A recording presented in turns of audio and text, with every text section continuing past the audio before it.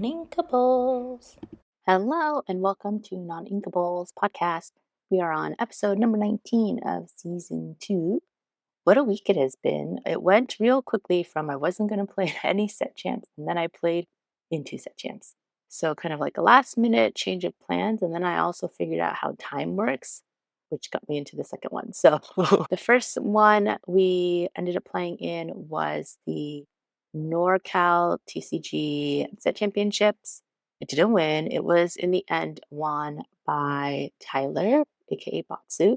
So this is he's won every single set champs at NorCal since we started doing set champs. So since set 3, he is undefeated, which is crazy. Yeah, I ended up being 6th, and Gary ended up being 5th, and Ryan ended up being 9th. So all pretty good finishes. It was only 15 players, so it was only top 4. And I ended up playing Tyler in the first round, which is always weird because you're like, hey, I'm going to play you with your deck. It's just like, should I just forfeit now? And then I ended up playing against Gary in the final round before top 4, because it was cut to top 4. And if I had beat Gary, I would have made it into top 4, but I didn't. And then because his tiebreakers weren't as good as mine, he only got to 5th, so he did not bubble into the top 4. But it's fine because afterwards we went to Chili's, which was delicious. And I haven't been to Chili's in forever, but I got some sort of like choose 3 meal, and it was like a full rack of ribs. And I think there was like birria quesadilla, although I don't know what was birria about it because there's nothing to dip into, but it was like a huge meal and only like $25. So I ended up getting that and eating part of that. And then it was like a meal for both me and Brian the next day. So super good deal. I played Green Steel. By the time I realized that I could play in a set champ this weekend, it was too late to change to a new deck, I think. I had thought about changing to red blue. And I'd even said to Brian, I was like, oh, I think I'm going to play red blue items and I'm going to play this deck the rest of the set. But at that time, I thought I had like 2 weeks to practice it. And then since I did it, I was like, okay, I'm just going to play Green Steel with the correct Helga and see what happens. And it ended up working pretty well. Let me see. So we did get. So the first one we played at was Games of Berkeley, and they didn't have their stuff yet, so I have to eventually go back and get it. But we did get like our participation hero. And then, because I was top 8, got the enchanted one. So beautiful. The pricing normally at NorCal, I would say, is like pretty good. In the past, it was always like, I think it was like pack per win. And then if you were in like top 8, there was like way more packs and stuff. They did do a raffle for a troll, but the pricing I feel like this time was not as good. I think I got maybe 1 pack for being 5th place plus the promo card. But I think they're also trying to expand NorCal TCG. They recently published in the Discord like a GoFundMe to help them expand, which is a little weird to me because I feel like if you are a business, your business should be making you a profit, and then you use that profit to expand, or like you get a business loan, but whatever. They do have a GoFundMe. So let's see. For that, let me see if I have records in here. If not, I'm gonna have to do it from memory. What is this? I think this might not be from. Okay, let me just look at the Melee records. Okay, so round 1, I played Tyler with his deck, and I lost Obsies. I just never saw Chief Bogo, which is kind of a very important part of the deck. Round 2, I got the bye, so I think that's why my tiebreakers were so good, because I played Tyler, who was number 1 seed, and then I got the bye. Round 3, I played against Brayden. So he's like one of the kids that comes and plays at DBY on Fridays with his dad. And he was playing an Amber Steel deck that it was weird. So I was confused because I'm playing Green Steel, right? So I have Diablo and Ursula. I look at his hand, I'm like, what is this deck?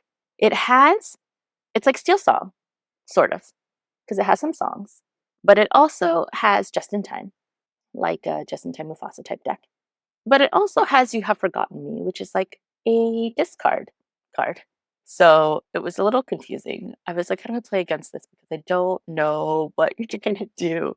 And I think he's young. He's kind of new to the game. And I his most of his practice is with his dad and then like at locals. So I mean, he plays like how I feel like I played for a long time, just not the best decisions. But also like I feel like when the better you play, the more like meta you become, like not in terms of like meta what the meta is, like the card game word meta, but meta like rhetoric meta, where you're like thinking about what your opponent, like based on what your opponent is inking and playing, you can like try to figure out what their hand is, that kind of meta. And I think he's just missing that part. So like he discarded my hand with the "You Have Forgotten Me" when I had 4 cards in hand, and I was like, whatever. This doesn't. It would be worse if he did the next turn and I only had 2 cards in hand. But yeah, so what I'm trying to say is that that matchup was not hard. But then, of course, next round, round 4, which is the final round, I matched into Gary, and I feel like ever since Sacramento, whenever I play Gary, my hand is so bad.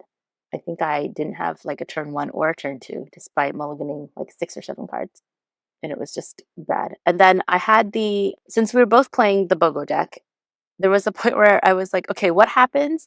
And I probably send a text to John, the judge, to ask him this. So he had on board a Chief BOGO, which had 1 damage. And then I had on board like 3 characters, no damage, right? And so then I was like, okay, what happens when I play Return of Hercules and we both play Prince Philip? Because we both had Prince Philip. Because I looked at his hand and I was like, what if we both play Prince Philip at the same time? Like, does his Prince Philip see the BOGO, or does my Prince Philip get rid of the BOGO first? But I did we didn't really have like a rules person. It was just, I just asked Tyler. And basically he was like, you're going to lose your entire board. But also his Chief BOGO dies. So I was like, okay, and then we not do that. And Tyler, I think, intentionally drew that round. And so he was watching our game. And he was like, you both were playing so weird, like turns 3 and 4. Because I think we both had like maybe like I had like a morph, and I forgot what I played, but like we both had a bunch of like little characters, and neither of us quested. And then I was like, no, it's because I remembered that he had a giant Tinc. And so if I quest with anything, it's going to kill my morph. And he was like, I'm impressed that you remembered. And I was like, I'm impressed that I remembered, because usually I look at the hand and I forget immediately. So yeah, that was on Saturday. And then Sunday, we played at DVY. And originally I thought I couldn't go because I was working that night, but they started at 11. And so it was also originally good, like there were 30 people were signed up, but then a lot of the people didn't show up. I think because Games of Concord, like last minute, set their time and date for set champs, and it was the same time, which kind of douchey. Well, I don't want to throw people under the bus, but I feel like not the best. So DVY also ended up having like less people and ended up being a top 4 cut. Was it top 4? No, it was top 4. I think it was. Yeah, it was top 4. They just made the rounds look weird. Like it doesn't cut into semifinals. It just looks like it's 6 rounds. But it was top 4. So for DVY, it was originally gonna be 30 people. Instead of being like, I don't know, I don't remember. Not very many. Round 1, how many people played? Ended up being like 15 people also. So not very many people. And took the same deck. I think I changed out 1 Helga for Clarabelle because that's what Tyler had done. And I am a Tyler fangirl, I suppose, in that I just copy his deck. I just go, Tyler, what are you playing? How do you play this deck? And then I just play that, which has worked fairly well for me. So I'm probably going to continue doing that. The first round, I played against Mike, who was playing Amber Steel, and I won 2-1. I feel like with that deck, if they just aggressively quest, it's a little bit hard for me. But if they do anything to try to control, then I can just control better. Also, Pete was an MVP in that. Ursula, too, was an MVP. Shift Pete was an MVP. So good. So I played against Mike first round, won. Second round, I played against Blue Phantasma. I think it's Jose, real name. I should know this. This is really bad when I know their face and I know their melee name, and sometimes I don't know their real name. I think it's Jose. And so he was also playing Amber Steel. And I was like, oh, this is great. I just played this deck and know what to do. So I won against him 2-0. I think he also had like a horribly bricky hand, which I'm not complaining about. Round 3, I played against Kaio, who was playing red purple, and I lost. Although the second game was very close, but he did top deck of Finders Keepers, and then that got him the goat. to win. He was at 19 because I would have won next turn. And he basically took Kenny's deck, Kenneth, aka Obsolete, who was second at NorCal the day before. He took his deck and just played that. And basically on the ride over, Kenny was like, "Oh, you need to do this against whatever deck, blah blah." So he's like, I feel like in a old school SAT analogy, Kaio is to Kenny as I am to Tyler. And then round 4, I played against Amy, who was playing blue green items, and it's a deck that she had built with Gary. They worked on it last set and then continued this set. And Gary had played her, I think, the round before, maybe 2 rounds before that. And he had told me that her deck was unbeatable, that it was impossible for our deck, green steel, to beat her green blue deck because he got murdered by her deck. And then, so, I mean, Amy is like the sweetest too. So we were talking and we're like, okay, what if we just intentionally draw and then we'll both be in top 8. So we'll both get the enchanted promo and then we'll just play to prove Gary wrong. Because I was like, I mean, that's a good deal for me because if this is such a bad matchup and I'm going to lose, I'd rather make sure that I get the promo. And also at that time, I was like, I don't know if I want to play in top 4 because I knew top 4 was going to be Kaio, who I'd played and lost to, RP, Kenneth, who was playing RP, and I feel like better than Kaio because he originated the deck, so was going to lose to one of them. And so I was like, what is the point? And so we decided that we were going to ID and then we were just going to play basically to prove Gary wrong. And then I ended up smoking Amy. Like, I won and she had 0 lore both games. So I 2-0'd her and I was like, Gary, what are you talking about? This is not unwinnable at all. This is actually not that hard. I think when she played Gary, she got Binding Contract out, which is not a card you see a lot of, but basically it says when your opponent plays a song, you can draw a card. And so then that made him like not want to sing twice with Ursula 3, and then she got a bunch of cards. Whereas when I played her, she also played Binding Contract, but I was not able to draw any songs. And any songs I did draw, I just inked. I was like, I'm not going to play this and give you free cards. And so my Ursula 3 that actually got to stick just ended up like, attacking stick, being acted like as a kind of weak attack / quester instead. And I thought it was fine. Yeah. So then I played Amy. And then after I 2-0'd Amy, I was like, oh, well, if I 2-0'd Amy, then I could make it to top 4 based on because my tiebreakers are good. And then I was like hemming and hawing about whether or not we should just continue to ID or if I should just play it. And Amy was like, well, I'm leaving anyways. And I was like, well, will you still get a card if I win? And then I was like, I think we did the math. And I was like, okay, I think so. You'll still be in top 8. So then in the end, I decided to just play it because I had the time and I was like, I feel like it would be better content if I played. It'd be kind of lame if I was like, oh, I ID'd on purpose to not play. So I did end up taking the 2-0 in the record and I ended up being 4th. Sorry to Matt, who I squeezed out of top 4. And then in top 4, I ended up playing Kaio again and I lost, but instead of getting 0-2'd, I was 1-2'd, so I did get a game off of him, which means that I'm getting better. I did notice on the last game after I played it a total misplay. I forgot about the existence of Be Prepared again. I feel like this is not the first time this has happened to me, and every single time before we go to any sort of like set champs, big competition, I say to myself, "Don't forget about Rapunzel. Don't forget about Be Prepared." And I forgot about Be Prepared, and I had like a pretty wide board. Played Prince Philip, cleared his board, and I was like, "God dang it, Be Prepared! I'm dead." And then I died, and then I couldn't come back from that. So I ended up in the overall standings there. Let's see, they did something weird. I think I ended up being 4th overall, and then that one was won in the end by Kenneth. It ended up being the finals ended up being Kenny versus Kaio, and Kenny, the originator, won. And so I think he said he had like 2 mats already. So maybe now he has 3 mats or he has 2 mats. Anyways, he's been doing really good.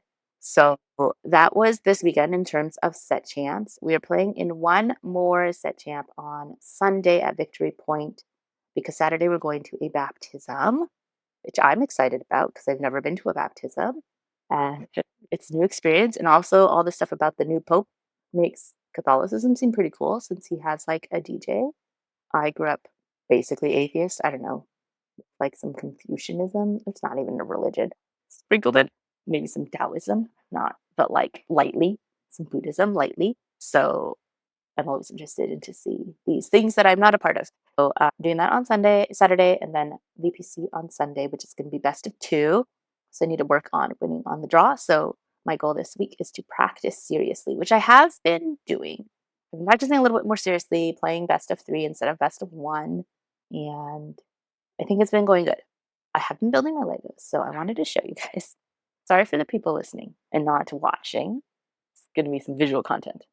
It's Belle's castle. I made it. So this castle, it's so cool. Oh my goodness. None of these things are like stable. All the characters are movable. Okay. So you get a bunch of characters. You get Mrs. Potts and Chip. Be like a makeup influencer so you can see it. Maybe if I turn this around. I put Gaston up on the tallest tower and LeFou. There's a bunch of stuff that spins. No, maybe if my face isn't there, it'll focus. Let's see, a little bit. So there's like a kitchen scene and the dishes spin with the lights. And then there's the ballroom scene and that also spins. And then the staircase like comes out. Let's see if I can do it without dropping it. Like the staircase like extends out. It's pretty cool. Okay, I'm gonna put it down before I break it. Oh, a piece already came off. That's my bad. I will have to figure out where that came from. Okay, so that did take up a lot of time. And also, I've been building it on the floor, like on a yoga mat. And every time after I stand up, I feel like I've broken my back and I can't walk. And then now I'm working on the like Disney castle. I think it's Cinderella's castle. So like the first Disney castle Lego they made. And it's very fun. Oh, big competition. So Tyler and Brian and I are going to be playing at the PPG tournament in Fort Worth in July. Finally confirmed on my side because I was a little not sure based on work if I was able to like get that covered. So it's part of their Pro Play Summit. It's over July 4th weekend. The crazy thing is that like part of their Pro Play Summit was in Vegas when I was in Vegas and I had no idea or else I would have gone and played. But that will be set 8. And so we're going to have to, I feel like this is the first big competition that we're going to be playing in. Gary unfortunately can't go because he's going to be in Peru or coming back from Peru. But I feel like we're going to get back to like actual team testing, team deck kind of stuff, kind of like how we did for the DLCs last year. So that's very exciting. And then what else? Oh, Gen Con. The events went up this past weekend. Of course, like there's nothing for Lorcana. The only thing they had was like a Lorcana second anniversary thing, and there's only 280 tickets. And I put it on my wish list, but I was like number 12,000, so I didn't get tickets for that. I think similarly last year, like Lorcana stuff wasn't posted until much later, like after everybody else. And so still waiting for that. But I did sign up for some, I think, cool stuff. One of which is ballroom dancing. They're gonna have ballroom dance there. So I was like, Brian, we should go do some ballroom dancing. A little history. I was on a competitive ballroom dance team back in college. So I should totally be doing that like trend that's going around TikTok right now with the whisk, but I have not. I'm not trying to be TikTok famous, but I thought about it. So we're gonna take a salsa class, which was not one of the dances I competed in. So I think we'll be more chill. What else did I sign up for? I signed up for some Harry Potter trivia. I signed up to play, there's like learn to play kitten games, and it is like exploding kittens. The games include You Little Stinker, The Best Worst Ice Cream, Hurry Up Chicken Butt, and Roly Poly Gold. I was like, that is so cute. We also signed up to learn to play Gundam. I know almost nothing about Gundam, except that they're like giant robots, and we did see a Gundam statue over in Japan. But Brian wanted to learn to play Gundam, so I was like, oh, we should do that. And then we learned to play, we're signed up to learn to play the game Root, also something Brian was interested in. I don't know much about it. We're signed up to learn to play Kitchen Chaos. It's a chaotic cooking board game with traps. Chefs will compete to make delicious dishes, hog cooking stations, and set devious traps to become the best chef. And there are unique traps such as Multiverse Avocado, a thieving cat, a sentient banana peel, Batatouille, a friendly neighborhood bat chef, Pineapple Pizza, which I thought was interesting. So we signed up for that. And then what is the other game? Oh, we also signed up to play Isomer Chemical Connections. you are given 5 minutes to synthesize a molecule with particular properties, and you're giving a bunch of atoms. I signed us up for that because Brian is a material scientist, and that is what he does in real life. So I feel like maybe we have an advantage. We'll see. And he is interested in talking to like developers about the game, nerd stuff. And then I also signed us up for like another trivia thing. So that's what we have planned for Gen Con so far. And then I'm sure once the Lorcana stuff comes out, I'm just going to sign up for all Lorcana and then cancel some of the other stuff we're already signed up for, probably. Oh, the other thing. So I met a new person at NorCal TCG named Jay, and he was interested in getting some Matt's foil. Oh, I need to reply to his text because I definitely just replied in my head and not in real life. So okay. I think I am going to start offering matte foiling for people. We'll probably start with locals first because I haven't figured out shipping and whatever. I haven't even figured out pricing yet. I think it will be different based on if you give me the mat or if I have to go find the mat. Because I think some of the mats are very hard to find. And I may start with just like only doing if you give me the mat. And then the pricing will be based on like the number of colors and also like the complexity of the design. So, for example, I am working on right now on the Maui fish hook for the like just in time mat, essentially. I think from first or second set, it has like it's basically the just in time card. And my plan is to foil just the hook part and then maybe a little bit of the like light from the hook onto Maui's body. And so I think that one, because it's like a relatively small area that is foiled and it'll be just one color, would be probably like one of the cheaper ones. And then like the Donald Duck Buccaneer mat I made for Brian is 2 colors, but like not super complicated. So that probably be like the next one up. I think the Elsa one that I did originally, where like the stuff from her hands is foiled, it's like a pretty large area. It uses up a lot of foil. I think that'll probably be like on par, similar to what the Donald Duck mat will cost. And then like right now, my most complicated one is the Belle mat because that has like 3 colors. Because there's gold on Belle and her cape, and then all the petals have 2 colors of foiling. And so that would be like the most expensive one. And also, that one took forever. And then I don't know. I don't know. Do you guys have any ideas on how to price it? Because I was like trying to look online to see how much it costs for other people who offer it, but it's hard to figure out because there's not a lot of offerings of this. And I remember because when I first saw the first like foil mat that person, I think I saw it on like Twitter and it was like the Zeus, here comes Zeus lightning bolt, which looked really cool. I like tried to look for something similar and nobody was really offering it. And like I think one of the custom mat like places where you can buy custom mats, they do foiling, but that's like a big mass production and also like, you know, they have scale. So, and I think their foil mats range from like 100 up.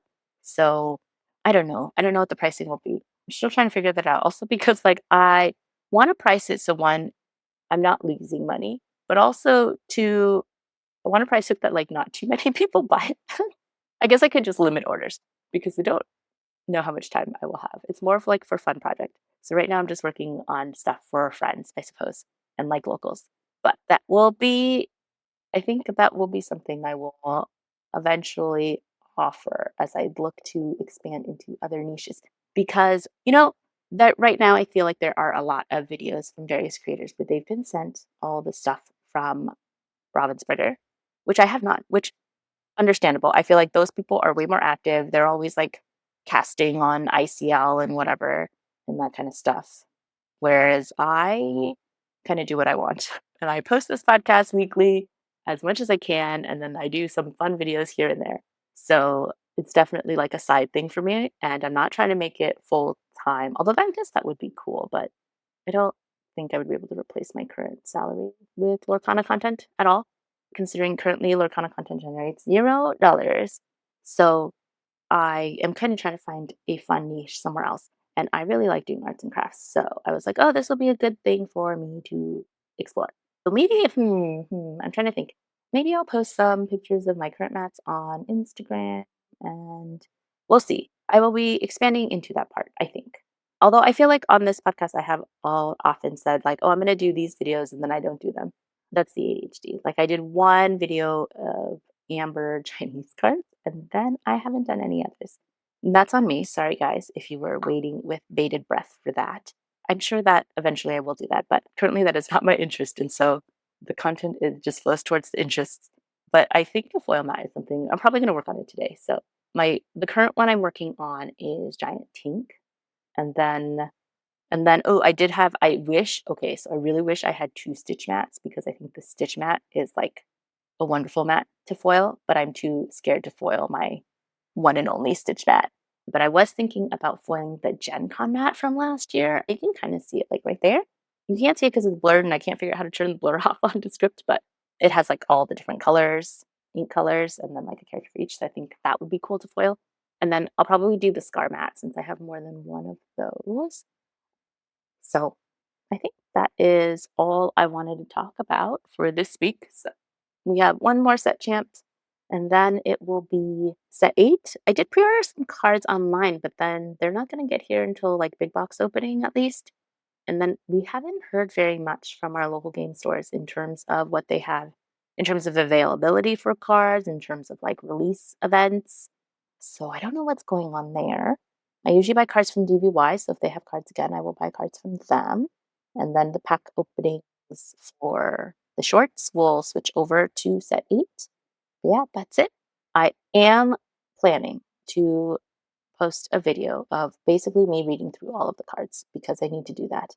And I did start recording it the other day and then ran out of battery on my mic. So my plan is to do it today and then post that more so for myself so that I read all the cards, but just so you guys can see it too if you are also struggling to keep up. And yeah, that's it for me. Let me know if you have any ideas about how to price foil mat or if you'd be interested in getting one.